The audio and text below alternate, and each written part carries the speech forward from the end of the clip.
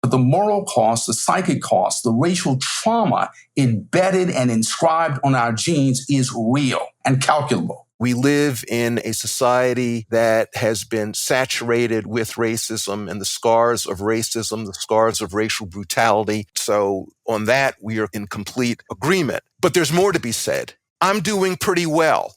And the question is, right now, should our polity try to funnel resources to me as opposed to somebody, let's say, whose folks swam across the Rio Grande 10 years ago? Hi, everybody. I'm John Donvan, and this is Intelligence Squared US. And today's debate, we're looking at the question of reparations for the legacy of slavery and how that can be done and whether it should be done in the form of restitution using direct cash payments. Now, in South Africa, the government paid $85 million directly to the victims of apartheid. Germany paid $89 billion to survivors of the Holocaust. The nation of Colombia, after a decades-long war, gave victims $23 billion. But in the United States, the idea of using cash payments to partially, at least, redress the wrong incurred by more than 200 years of slavery on North American soil has long been seen as an outlier idea, way outside the mainstream, until now, this moment we're in. We have a senior Biden advisor reportedly saying that the White House will start moving on reparations for the sin of slavery now. And Congress is again discussing a commission to study how such reparations could be done and also whether cash transfers could and should be part of it. Some say this movement is long overdue, that reparations are important to begin addressing the moral injury that slavery inflicted.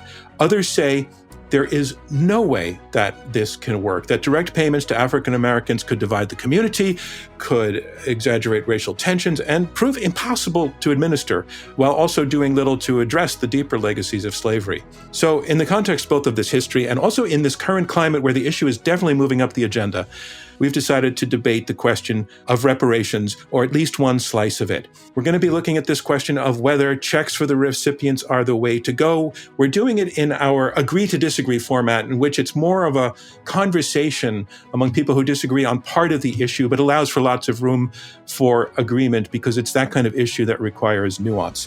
I want to welcome our two debaters to the conversation. First, Randall Kennedy, who is a law professor and also a previous debater at Intelligence Squared. So I want to say, Randall Kennedy, thanks so much for joining us again at Intelligence Squared. Thank you. And our second panelist is Cornell William Brooks, a lawyer and former NAACP CEO and president, and now a professor at the Kennedy School at Harvard. Cornell William Brooks, welcome to Intelligence Squared. It's good to be with you. So as I said, we want to have a nuanced conversation, recognizing that there's a lot that the two of you will agree upon. This is not one of those zero-sum debates where we've done in the past where we've taken on issues like ban college football, zero-sum, yes or no. We're really looking at reparations and how they can be implemented as opposed to whether they should be implemented in the broad sense. But at this narrow specific issue of whether the example of South Africa paying cash and Germany paying cash is one that will work in the context of redressing the wrong of American slavery. So I'll start with you, Cornell, on the question of whether direct payments to African Americans would be among the most effective means of addressing the legacy of slavery. What is your position on that? My position is that reparations, as in reparatory justice, including restitution and cash payments, is absolutely necessary to address the racial wealth gap, but also the moral recognition gap of slavery, neo-slavery, and the ongoing effects of America's past in the present. Thank you. And Randall Kennedy, your thoughts on the same question? I am not an enemy of reparations, but I have deep concerns about it. One, the opportunity cost. I think it's highly implausible that this campaign for reparations is going to succeed, and I'm worried about the time and energy that's going to go into a futile movement.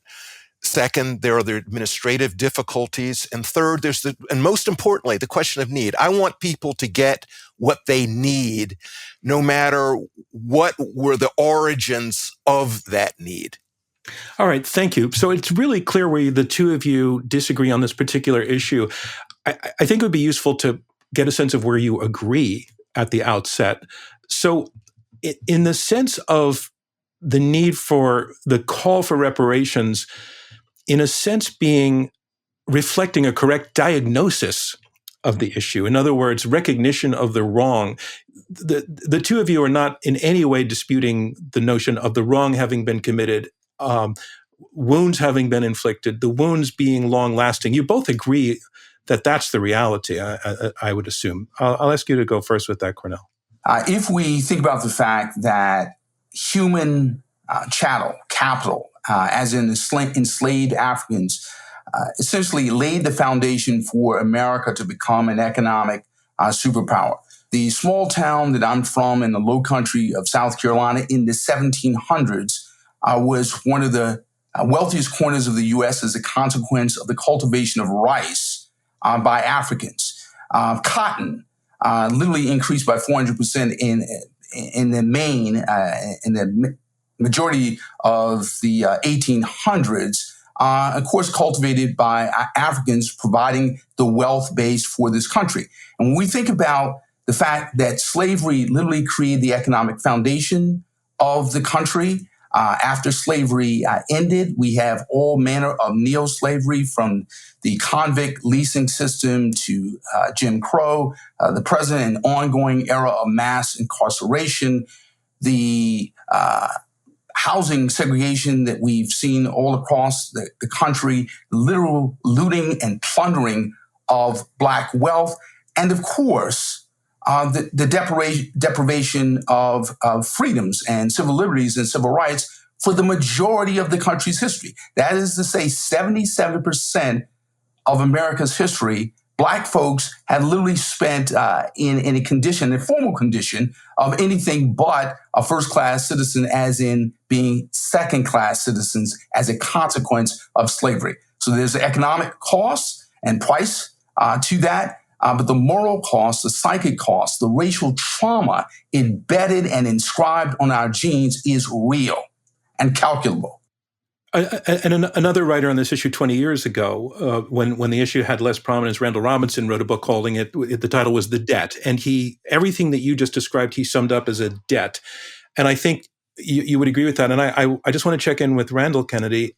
The notion of there being a debt, the notion of there being a wrong, the notion of there being a setback for a part of the population as a result of slavery. You don't dispute that. I assume. No, I don't dispute it. And by the way, I'm from South Carolina too. I was born in 1954 in Columbia, South Carolina, when the Constitution of South Carolina decreed segregation. So,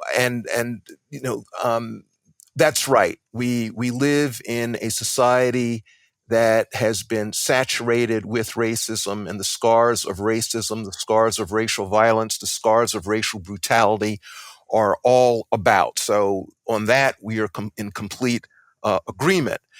But there's more to be said. We live in a society that is scarred by all sorts of inequities and all sorts of depredations. I think of American Indians. I think of, all sorts of people. My folks were refugees from the Jim Crow South. My folks were probably enslaved, but for various reasons, a lot of hard work, a lot of luck, I'm doing pretty well. And the question is, right now, should our polity try to funnel resources to me as opposed to somebody, let's say, whose folks swam across the Rio Grande 10 years ago, or somebody whose folks are, in need. And again, whatever the need is, I would prefer our energies to be focused on addressing the problem of need as opposed to trying to address the problems of crimes in history. The crimes of history are there. There's no two ways about it. It's a tragedy. I'm not sure it's a tragedy that we can ever catch up with, however. Cornell, I heard that sigh and that what are you thinking? I think because Randall and I are both South Carolinians, and there are other points of commonality, his metaphor really struck me in a very powerful way, but in a way that prompts some measure of disagreement. We're both from South Carolina. We're both graduates of Yale Law School. We both teach at Harvard. But our aberrational and somewhat exceptional professional trajectories don't take us away from the central founding harm of this country. Point one. Point two, I think Randall is correct that there are a great many tragedies in this country, a great many victims of America's injustices, certainly Native Americans, African Americans, Japanese Americans, Latinos. The amount of racial and ethnic harm in this country is incalculable. That being said, America has already extended reparations to Japanese Americans interned during World War II, already extended reparations to Native Americans, already extended reparations to indigenous people as in Aleuts in Alaska. There are numerous examples of this country extending reparations to a variety of victims. The question we have to ask ourselves is, why do we mute and render silent the voices of our ancestors when it comes to reparations for Black folk? In other words, when we articulate the need for reparations, the righteous call for reparations, somehow it's impractical. It is found wanting on the scale of injustices in this country. The mere fact that we are exceptionalizing the debate about reparations when it comes to Black folks speaks to the depth and breadth of systemic racism in this country. In other words, when it comes to Black folks, the magnitude of the math debilitates the morality of the rationale. And that's quite simply not the case. We've done this with respect to other groups, and it can't be that we can't have rational, reasonable discussion and call for reparations for Black folk in the way that we've done for so many other groups in this country. I'm John Donvan. This is Intelligence Squared US. We'll hear more from our debaters right after this. Welcome back. I'm John Donvan, and this is Intelligence Squared US. Let's jump right back into our discussion.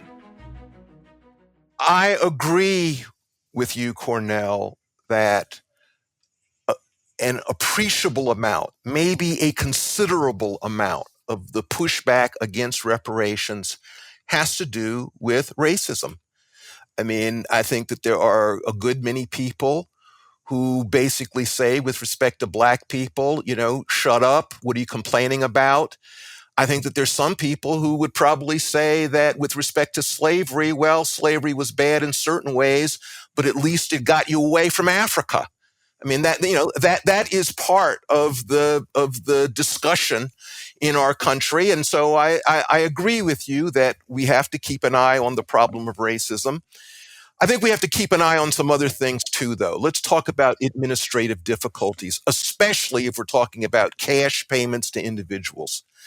So one thing that concerns me, again, I'm from South Carolina. I think that my people were probably enslaved, but there were free Black people in the age of slavery.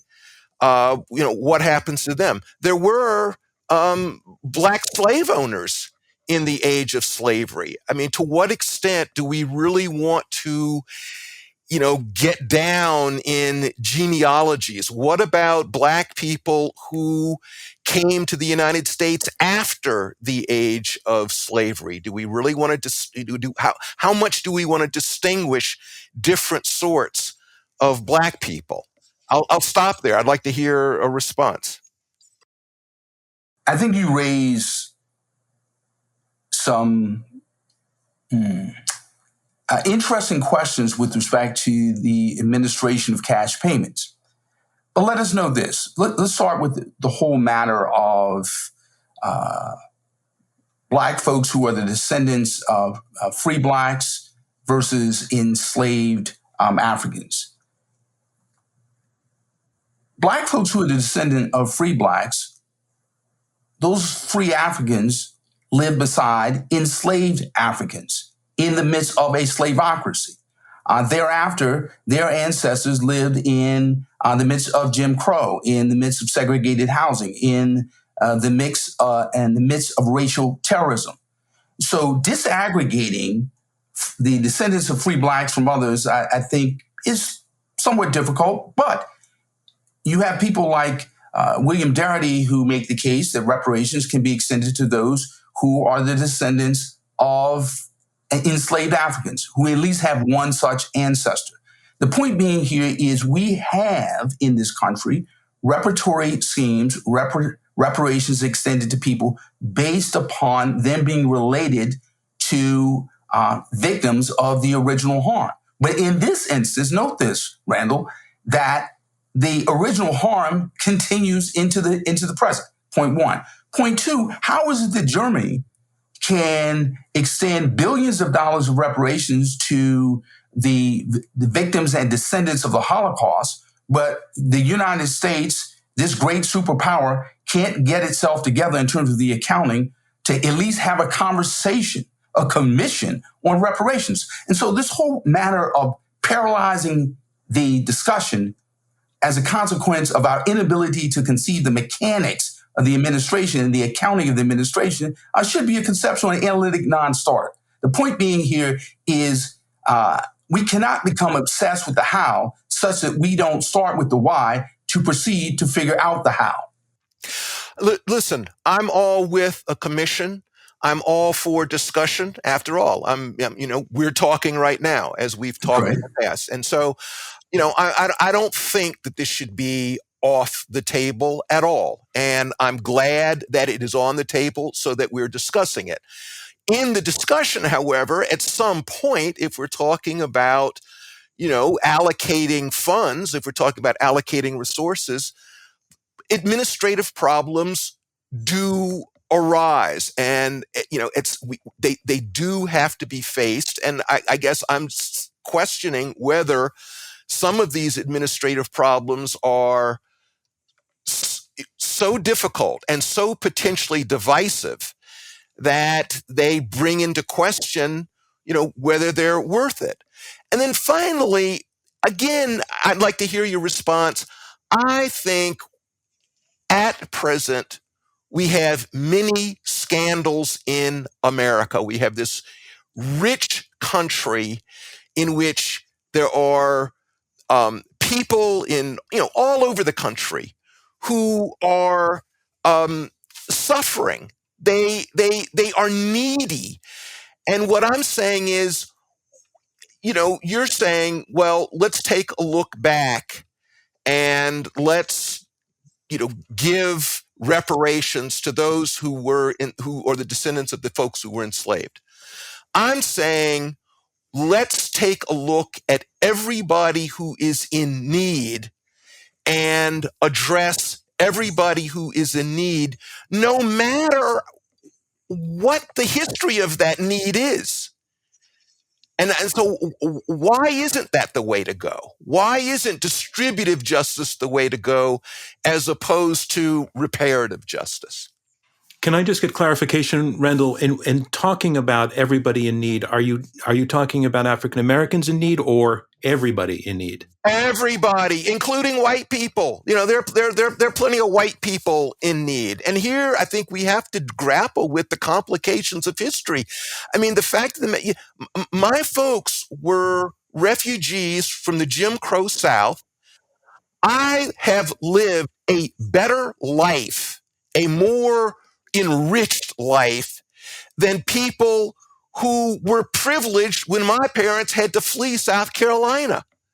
And that's just it's an ironic thing. I'm not saying it was that their having to flee was a good thing.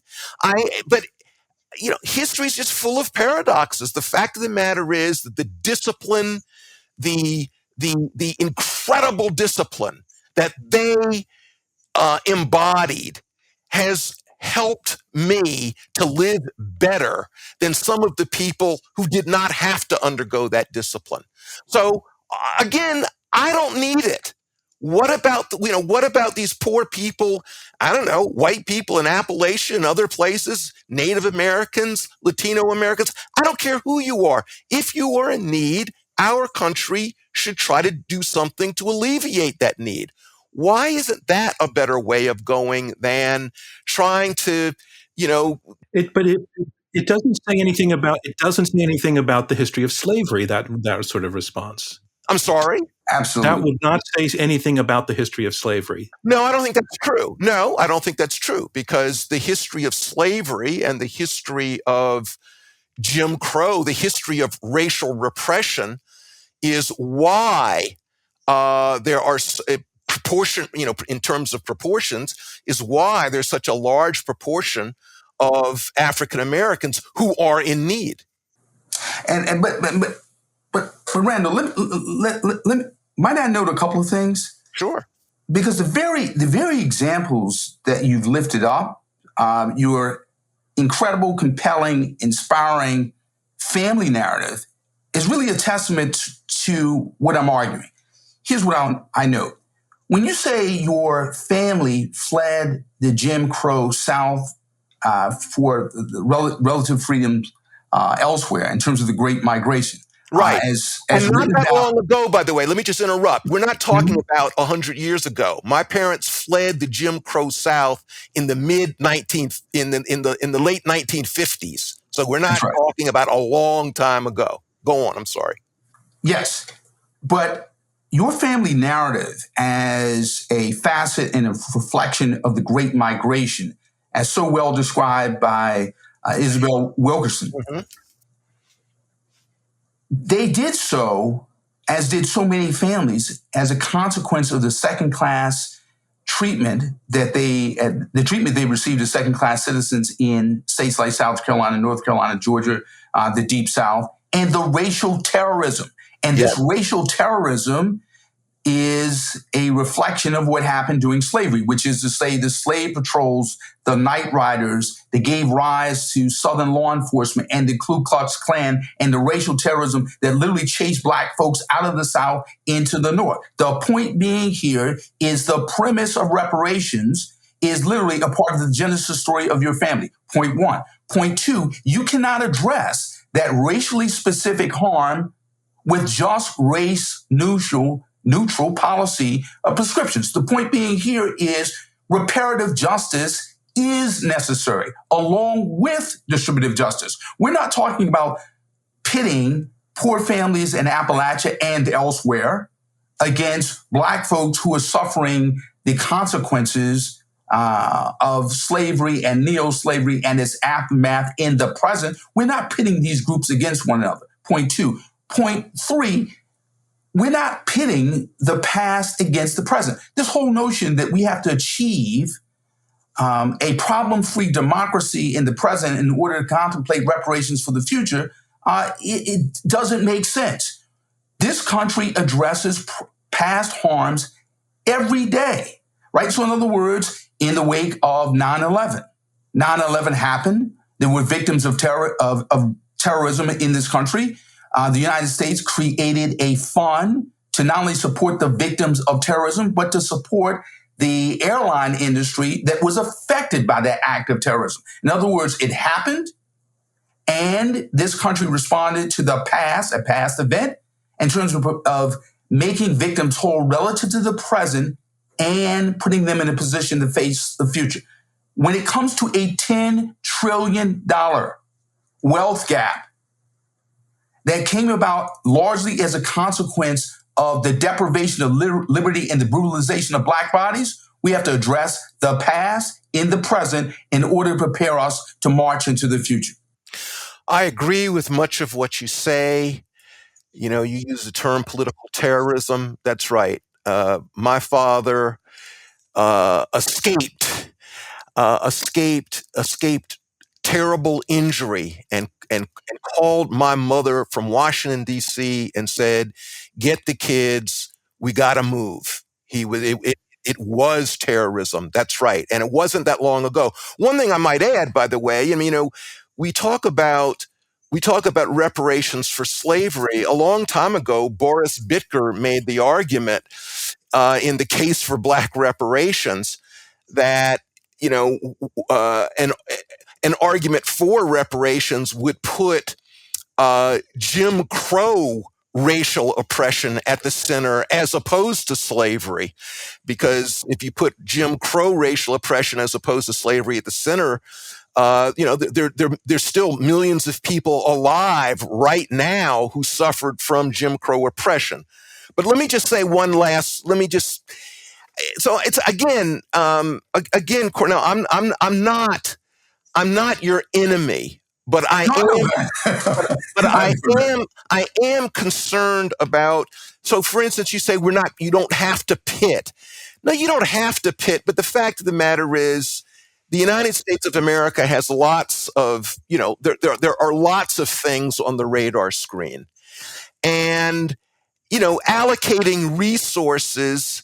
You can't do everything. There is going to be a politics around this. You're not going to be able to do all of the things that you would like to do. And so it seems to me that for a reformer, I think of myself as a reformer, I think of you as a reformer, what are our priorities? If everything was open, if we didn't have to worry about a scarcity of attention, a scarcity of resources, then frankly, I probably wouldn't be on this show. But we do have to worry about a scarcity of resources, a scarcity of attention, a scarcity of political will. And so we do have to think about priorities. And it's there that I suppose is probably our biggest difference. So Cornell and Randall, let me ask a question that goes a little bit deeper then and maybe steps back at the same time to look at some of the principles involved. So you mentioned, Cornell, the 9/11, a 9/11 fund being established to, as you said, make people whole. And I look at, as we said earlier, you mentioned earlier, there have been other times when the U.S. government stepped up. And so after the internment of Japanese Americans during the Second World War, ultimately by the 1980s, or actually even earlier than that, the government realized the wrong that had been done and came up with a compensation program. But it ended up paying people who had been interned $20,000 each in reparations. That did not make anybody whole. And in terms of the debt that we were talking about before, there's really no practical number that can be produced that can make anybody whole. So I'm wondering whether you actually are talking about the principle of having to pay something in order to say something about slavery, as opposed to the principle of helping people catch up with payments. So can you take that on when you talk about what the purpose is? Yeah. Yes. So very well stated. And let me be clear. There is an attempt to make people, as in Black people, the descendants of slaves, whole, as in erasing the racial wealth gap or substantially closing it. There's an attempt at that, number one. Number two, the math becomes a means by which of sending a moral message. That is to say, we recognize not merely slavery, but the continuation of slavery from 1865, from the end of slavery into the present. And then number three, this is an attempt to help bring the country together and to take us forward. Let us know this. When it came to Japanese Americans interned in World War II, the payments made in the 80s were the second set of payments, right? In other words, there was an attempt at reparations before the payments made in the 80s. They were deemed to be insufficient. And then we had a second set of payments. And again, those payments were insufficient because it's hard to compensate people for the loss of liberty. But when it comes to Black folks, we have the loss of liberty, the brutalization of Black bodies, the literal desecration of the aspirations, the stated aspirations of our Constitution. So an attempt must be made. And the last point here, note this, and this goes to Randall's point about priorities. Japanese Americans received some modicum of reparations in the 80s, the late 80s. The following year, Representative John Conyers introduced legislation to create a reparations commission. The Black Caucus, the Congressional Black Caucus, supported Japanese Americans in getting reparations. They've supported other groups in getting reparations. So why is it when it comes to us, we have to put our case for reparations in a different administrative box, a different moral box, a different economic box, a different moral philosophical box? The point being here is it's not merely the racism of others. I would argue it's also this notion that we have to moderate our views. And last point, let's go back to Frederick Douglass, who moderated his positions on reparations back in the day. And he lived to say he regretted taking a more moderate position as opposed to giving Black folks 40 acres and a mule. You've been listening to Intelligence Squared US. I'm John Donvan. This is a reminder to all of you that Intelligence Squared US is a nonpartisan, nonprofit organization.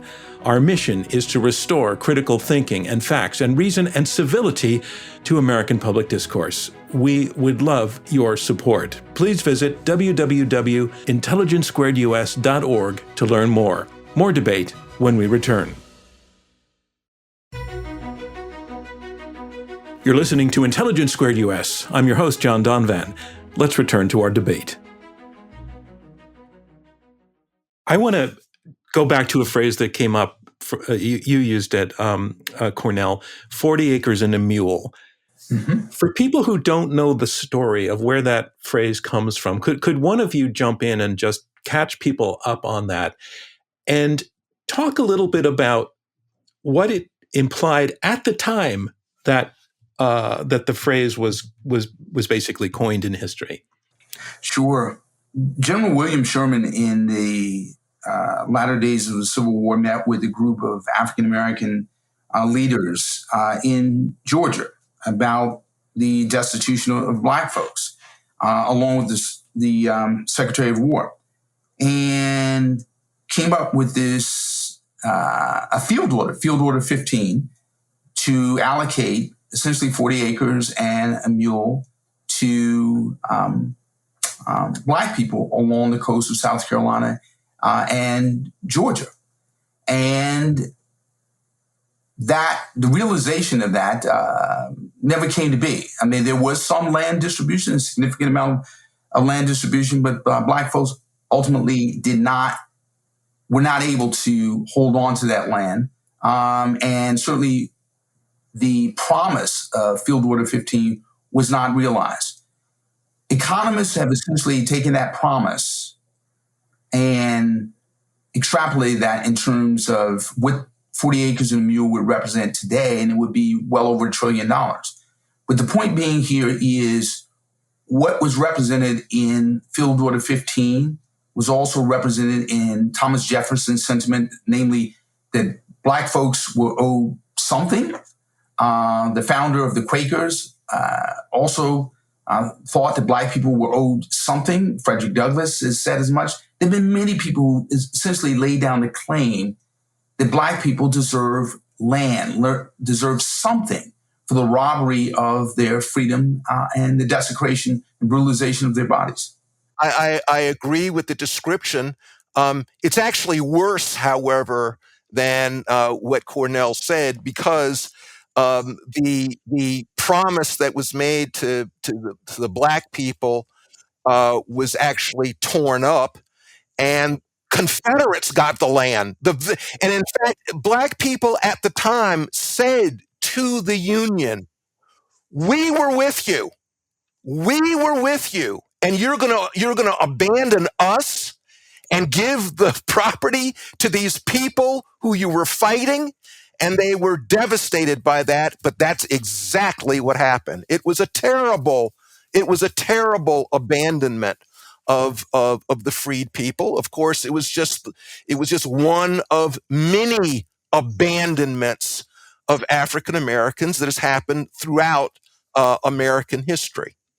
And where I think the message of the story of the situation is relevant to this discussion is that at the time of emancipation, whether you want to call it so-called or not, but emancipation, slavery being made illegal, there was a recognition that just being told, okay, go, without anything in a bank account, without any property, was not a fair starting point. That to get going, that the free enslaved people would need a little capital to do something to get going. And as you say, that was denied. But to me, I'm bringing it into the conversation to ask: was there in terms of timing? We've talked about too many years have passed, but at the time, was there a recognition that reparations were actually justified and called for in very much in the terms we're talking about now, which is we're going to deliver capital to the victims? There was a fight.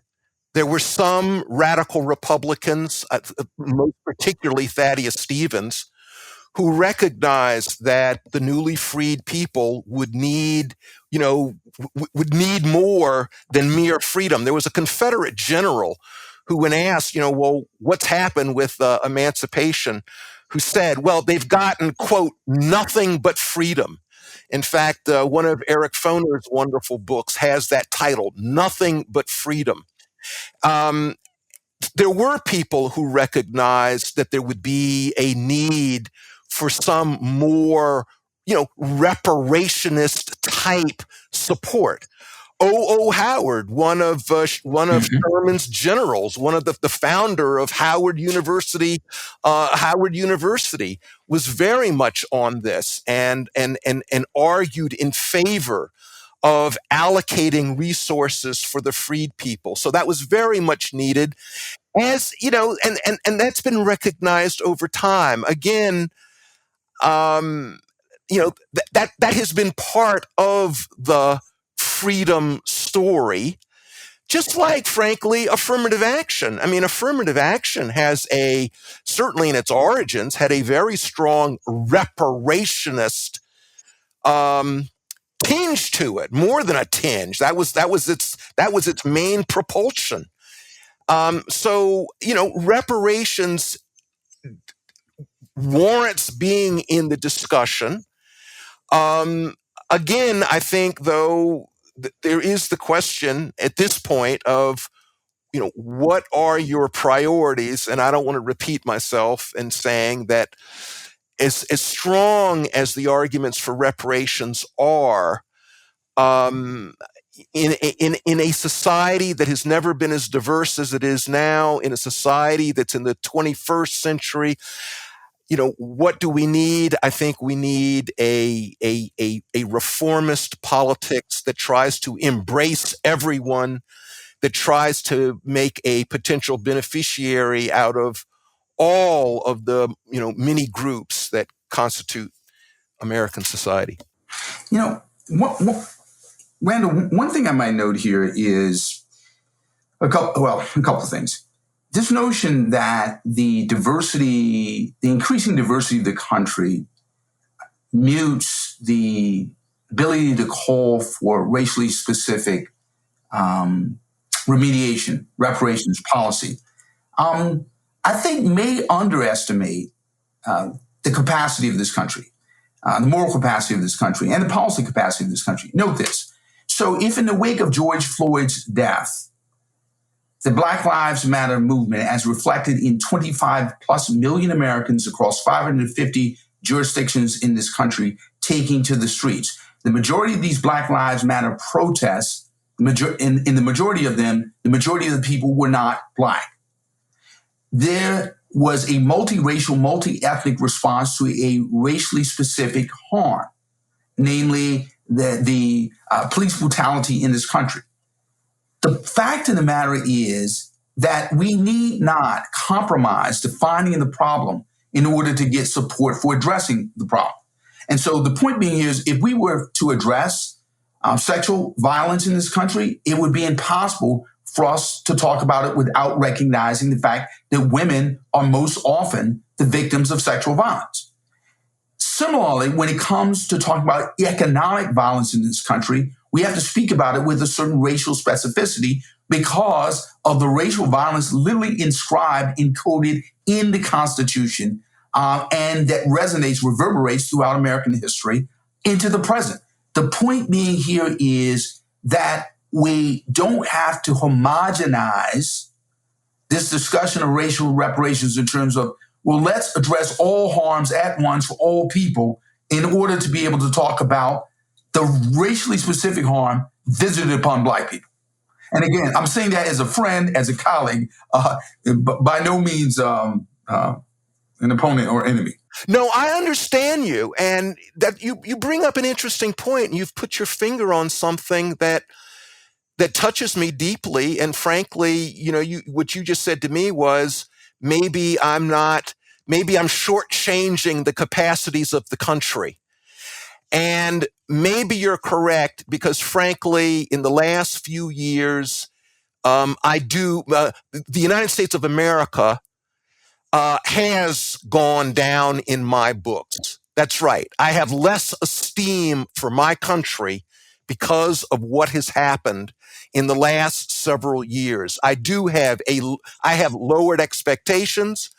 I guess I don't have as much faith in America as I used to. And frankly, I hope that I hope that you're right. I hope that you're right. I hope that I am wrong on this one. Cornell, do you anticipate getting a check someday? I had a grandfather, in terms of hoping to get a check. I had a grandfather by the name of the Reverend Pompey LaValle, who was born, a great-grandfather who was born enslaved. He lived into the 40s.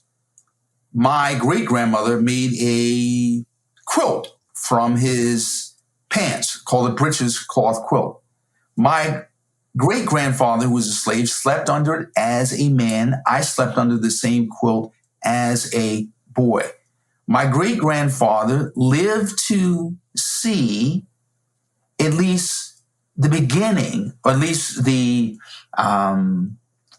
Smith versus Allwright. He lived to see at least some of the foundation being laid for the modern civil rights movement. I'd like to believe that I'm going to live to see checks being cut, but more importantly, reparatory justice broadly conceived, broadly defined, realized in this country, and the racial wealth gap in this country bridged. And I can be accused of being an unrepentant optimist, but I would note here that the folks who have most advanced civil rights and social justice in this country, in the main, did not have a strong empirical or historical case for their optimism and their hope. But as I've long believed, hope is not empirically demonstrated, it's morally chosen. I got to believe that.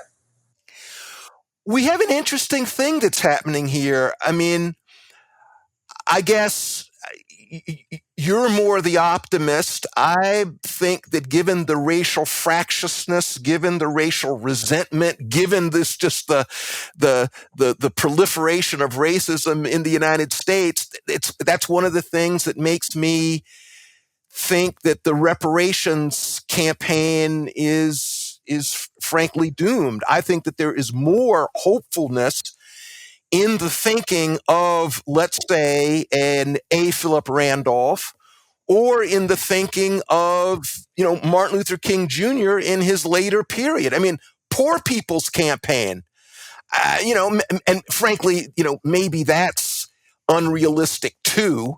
But again, my sense is there's more of a chance of getting the big army that we're going to need for any major resource allocation. I think there's a better chance of getting that big army with the big tent, with the not race specific, with the more universal language framework than with race specificity. That's where I guess that's my bottom line, I suppose, at this moment. I hear that, but here's one thing I have to have. It's a question I have to pose. how is it that our generation, beneficiaries, children of affirmative action and the civil rights movement, how is it that we get to be less aspirational than our forebears? In other words, the case for optimism with respect to the Voting Rights Act, the Civil Rights Act, the Fair Housing Act would have to be more pessimistic than the case for reparations, right? So in other words, when black people will be, like, we talk about police brutality in 2021, but when we look at the lynching that raged through the better part of the 20th century, the point being here is, just because I believe that, we need to be hopeful, we need to be optimistic, does not mean that there's not a historical basis for believing that we can secure reparations, as in restitution, cash payments, based upon the successes of the past. And the other part of this is, can anyone really credibly claim that we're going to erase the racial wealth gap in this country without an infusion of real capital? Right? In other words, when white families have 10 times the wealth of black families, and there's a $10 trillion wealth gap, how do we talk about that without talking about the racial specificity of that in ways that appeal to the broader society, but also in ways that address the specificity and the surgical depth of the harm? It's a huge question. And Randall, I have to tell you that this is going to be your last chance to speak. It's really your concluding remarks, and then I'll come back to Cornell to have a concluding thought as well. But go for it, please. Okay, sure. I guess part of what's going on, we have, competing aspirations. The race-specific campaign that Cornell has in mind, there's a lot of decency in it.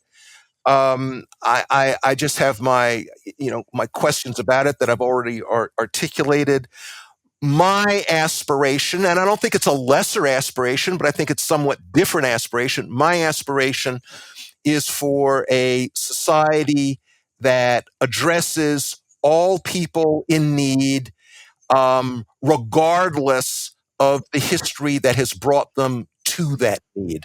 I think that's a larger framework, and I think it is a framework that might be able to avoid, to some extent, the racial fractiousness in our society.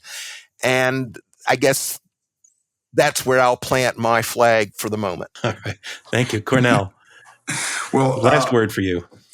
I'll just simply say, as always, it's great being in conversation with Randall Kennedy. I always learn a lot, and he makes me more aspirational.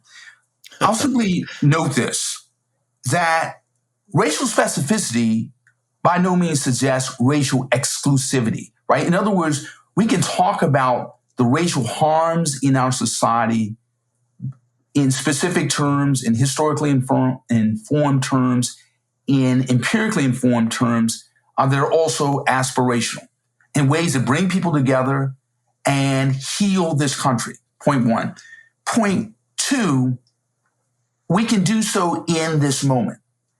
The point being here is, when we look at reparations in the context of Japanese Americans back in the 80s, in the midst of a Reaganomic era, many of the problems that we are grappling with today, we grapple with them, and we nevertheless engaged in a reparatory justice debate, issued checks, and recognized the harm.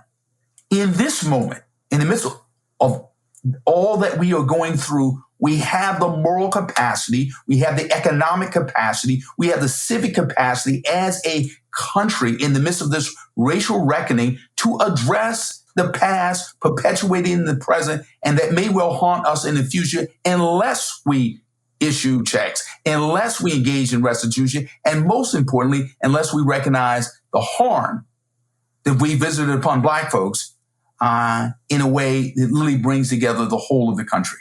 Well, Randall Kennedy and Cornell William Brooks, I just want to say, I learned from listening to you agree and to listening to you disagree. And I'm sure the rest of the folks out there who have heard this conversation have the same experience I did. So I want to thank both of you for taking part in this Intelligence Squared US program. Thank you. Thank you. Thank you. And thank you all for tuning into this episode of Intelligence Squared, which was recorded on March 5th, 2021. Intelligence Squared is a nonprofit generously funded by listeners like you and by the Rosencrantz Foundation.